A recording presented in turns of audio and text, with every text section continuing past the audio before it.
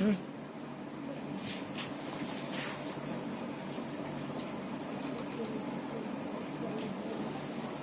देखिए आज जो है 3.5 पेज नंबर 69 और क्वेश्चन नंबर 1, निम्नलिखित रैखिक समीकरण के युग्मों में से किसका एक अद्वितीय हल है, किसका एक अद्वितीय हल है, कोमा किसका कोई हल नहीं है, या किसके अपरिमित रूप से अनेक हल है, मतलब चेक करना।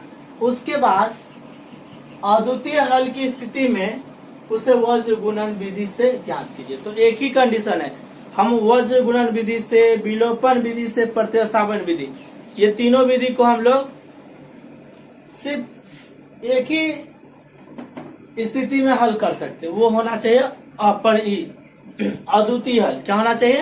अद्वितीय। अगर अद्वितीय हल नहीं है तो हम उसको वज्र गुणन विधि से, विलोपन से या प्रतिस्थापन विधि से हल नहीं कर सकेंगे। तो पहले चेक कर लेते हैं कि आखिर ये सब है क्या।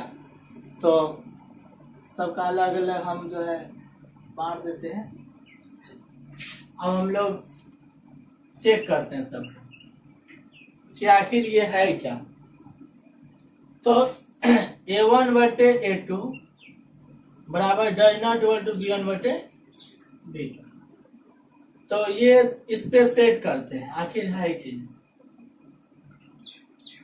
तो देखिए A1 के जगह पर 1 और A2 के जगह पर 3 बराबर B1 के जगह पर -3 और B2 के जगह -9।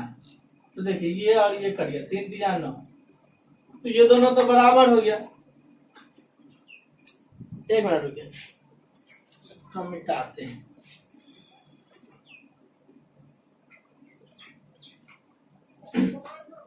A1 के जगह पर 1, A2 के जगह पर 3, फिर B1 के जगह पर -3, B2 के जगह पर -9 और C1 के जगह पर -3, C2 के जगह -2।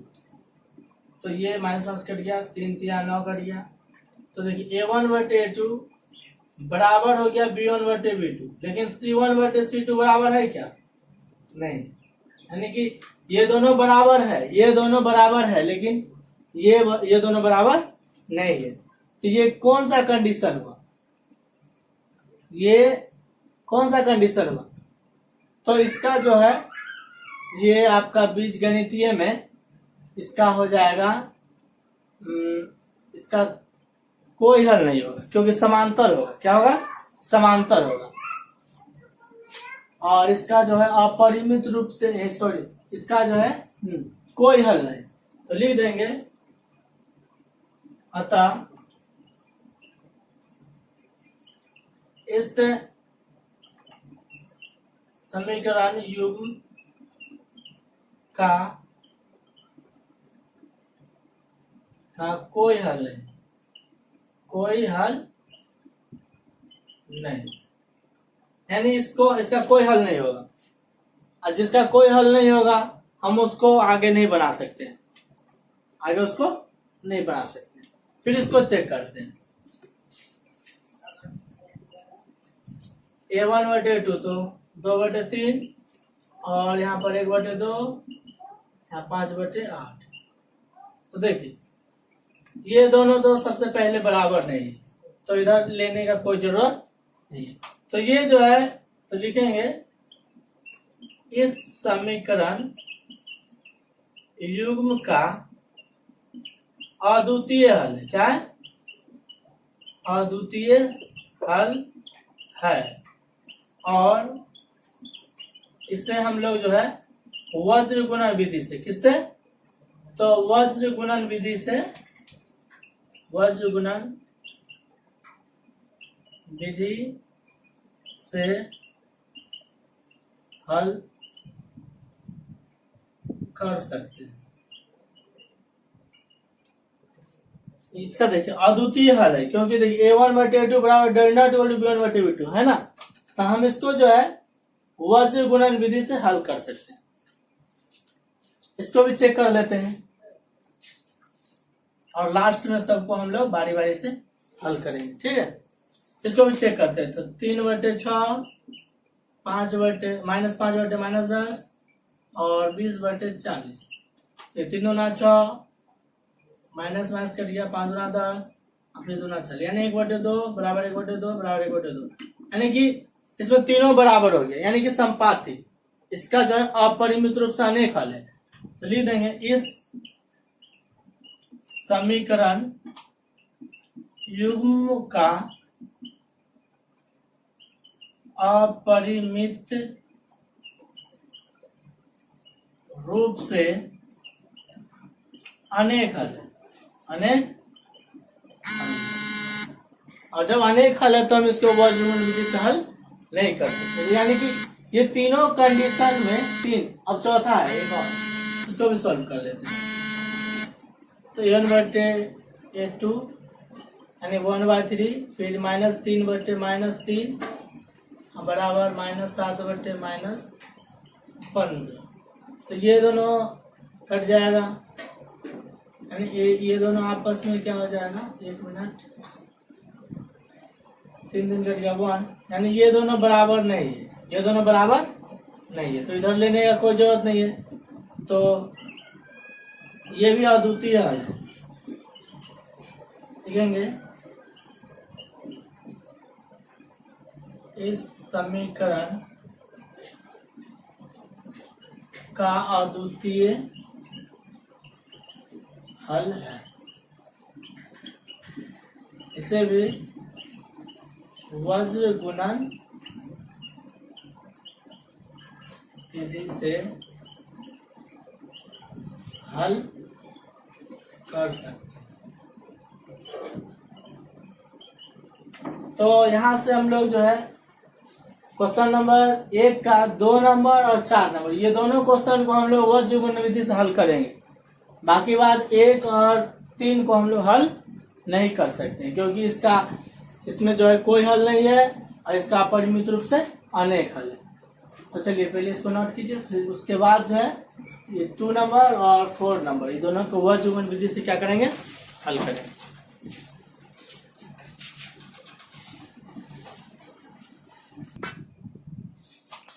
चलिए आइए, अब हम लोग जो है ये वज्र गुणन विधि से हम 2 नंबर को हल कर सकते हैं, क्योंकि इसका जो है अद्वितीय हल निकला। क्या निकला, इसको चेक किया तो अद्वितीय हल। तो हम इसमें जो है क्वेश्चन नंबर 1 का 2 नंबर और 4 नंबर, यानी 2 ही क्वेश्चन का मतलब अद्वितीय हल निकला और 2 क्वेश्चन का अद्वितीय हल नहीं निकला है। तो इसीलिए यहाँ पे क्वेश्चन बोल दिया है कि अद्वितीय हल की स्थिति में उसे वज्र गुणन विधि से क्या करना है, ज्ञात कीजिए। तो हम इसको वज्र विधि से ज्ञात करेंगे, लेकिन इससे पहले वज्र गुणन विधि में कुछ शर्त होता है, नियम होता है कि हम जो है इसका व्यापक रूप बताए थे ना। वज्र गुणन विधि का व्यापक रूप होता है, तो पहले देख लीजिए व्यापक रूप। तो व्यापक रूप क्या होता है, a1x प्लस b1x और प्लस c1 बराबर 0, फिर a2x प्लस b2y, यहाँ y होगा, यहाँ भी y, यहाँ c2 बराबर 0, यानी इस कंडीशन में लाना है। यानी कि जो बाहर में होगा उसको क्या करना है, यानी कि 0 के बराबर करना। अगर जैसे ये 5 है इस पार में बराबर के, तो हम उसको अंदर लाएंगे वज्र गुणन विधि में। किसमें, वज्र गुणन विधि में ये करना है। बाकी बात और सब जैसे प्रतिस्थापन विलोपन में नहीं भी करेंगे तो चलेगा, समझ रहा है ना, लेकिन इसमें करना है, नहीं तो आंसर जो है नहीं निकल पाएगा, समझ रहा है ना। तो हम सबसे पहले जो है इस समीकरण को पहले व्यापक रूप में सेट कर लेते हैं। -5 बराबर 0 और 3x प्लस 2 है -8 बराबर 0, ठीक है। यहाँ तो यहाँ पर ये भी लिख लेते हैं, a1 बराबर 2, b1 बराबर 1 एंड c1 बराबर -5, a2 बराबर हो गया 3, b2 बराबर हो गया 2 एंड c2 बराबर -8। यहाँ तक क्लियर है। अब क्या करना है, तो अब सूत्र लिखना है। क्या लिखना है? सूत्र। तो सूत्र आता है, सूत्र के लिए ट्रिक्स बताए थे ना? नहीं, वो सूत्र नहीं, सूत्र बताए थे। देखिए सूत्र क्या होता है, सूत्र ट्रिक्स के माध्यम से बनाएंगे हम लोग, क्योंकि उतना बड़ा सूत्र जो है हम लोग याद करना मतलब कि डिफिकल्ट होगा, मतलब कि बहुत कठिनाई होगा। लेकिन ट्रिक्स है कि अब बस, मतलब ये ट्रिक्स है, अब बस मतलब ये ट्रिक्स के जरिए हम लोग वज्र गुण विधि का सूत्र बना सकते हैं।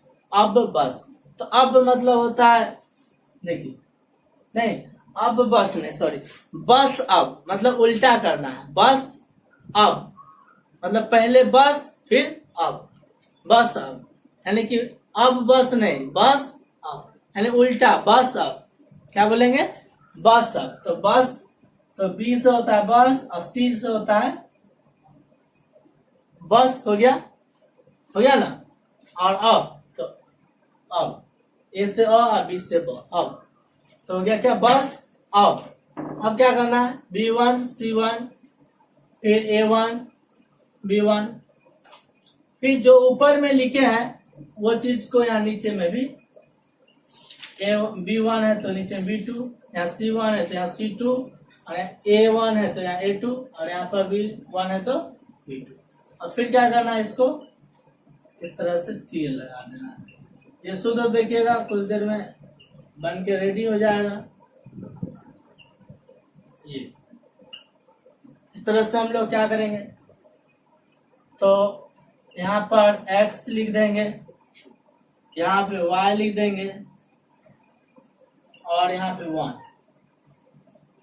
और इस तरह से हम लोग सूत्र तैयार करेंगे। तो ये हो जाएगा B1 C2 माइनस ये हो जाएगा B2 C1, फिर इसमें आएंगे तो ये हो जाएगा C1 A2, फिर इधर हो जाएगा C2 A1, फिर इसमें आएंगे फिर हो जाएगा A1 B2, और ये हो जाएगा A2 B1। बन गया सूत्र। ये सूत्र बहुत ही आसानी से हम लोग तैयार कर लिए। बस एक ट्रिक्स है, बस सॉरी बस, हाँ बस और अब, इससे हम लोग बना सकते हैं। बस अब, ये याद रखना है। बस अब यानी बी से हो गया ब और सी से हो गया स, ठीक है, और ए से अ और बी से ब। बस अब ये ट्रिक्स है। अब देखिए हम लोग, अब इस पे हम लोग सेट करके इसको बनाएंगे। देखिए B1 कितना दिया हुआ है? तो 1, C2 कितना दिया हुआ है? तो -8, फिर माइनस, फिर B2 कितना दिया हुआ है? तो 2, फिर गुना C1 कितना दिया हुआ है? तो -5।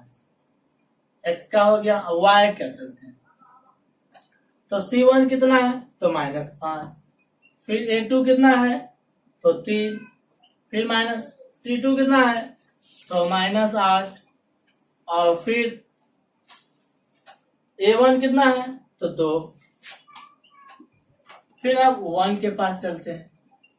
A1 कितना है? तो 2 है। B2 कितना है? तो 2 है। फिर A2 कितना है? तो 3 है, और फिर B1 कितना है? तो 1 है। एक बार फिर से मिला लेते हैं, 2 बार मिला लेते हैं ताकि कोई मिस्टेक ना हो।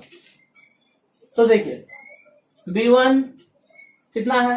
तो B1 देख लीजिए 1, फिर C2 कितना है? तो कितना है? -8, यहाँ तक क्लियर है। फिर माइनस, तो माइनस, फिर B2 कितना है? तो 2, फिर C1 कितना है? तो -5, तो गुना -5, यानी ये दोनों के बीच में मल्टीप्लाई है, गुना है। फिर इसी तरह से y के पास चलते हैं। फिर C1 कितना है? तो देखिए C1 -5, A2 कितना है? तो A2 3 है, तो 3 है, फिर माइनस, तो माइनस, फिर C2 कितना है? तो -8, तो -8, फिर गुना A1 कितना है? तो 2, ठीक है। फिर देखिए A1 कितना है? तो 2, फिर B2 कितना है? तो 2, माइनस, फिर A2 कितना है? तो 3, और b1 कितना है तो 1। यहां तक क्लियर है। अब गुना करते हैं x बटे 8 गुना 1 करेंगे, सॉरी -8 गुना 1 करेंगे तो -8, और यहाँ देखिए माइनस, यहाँ माइनस और इसके आगे जो है प्लस है, तो ये कितना हो जाएगा 5 दूना 10, तो -10 और माइनस, तो माइनस माइनस प्लस, फिर y।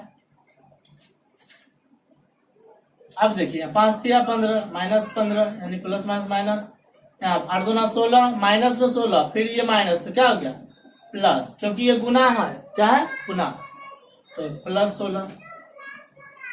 फिर यहाँ पर 2 दूना 4 और -3। अब क्या करना है, अब देखिए अब यहाँ पर 2 बचेगा, कितना बचेगा, क्योंकि देखिए 10 में 8 घटेगा 2 ही बचेगा। फिर यहाँ पर 1 बचेगा, कितना बचेगा 1, क्योंकि 16 में 15 घट रहा है, और फिर यहाँ पर कितना बच रहा है, तो 4 में 3 घटा तो 1 बचा ना।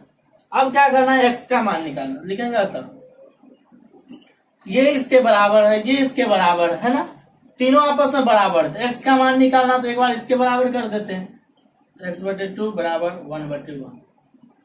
तो देखिए हम क्या करते हैं, अब इसको गुना कर देते हैं, इसको एक से गुना करेंगे तो इसीलिए x बराबर यह जाएगा 2 आया। फिर यहाँ पर देखिए ये एक बार इसके बराबर किए, फिर एक बार इसको बराबर करें, मतलब दोनों को जो है इसी के बराबर करना। फिर 1/1, सॉरी y/1, फिर 1/1, फिर इसको इससे गुना करें, इसको इससे, इसीलिए y बराबर भी 1 लिखेंगे, अतः x बराबर 2, y बराबर 1। इस तरह से इसका जो है आंसर आ गया। क्लियर है, चलिए।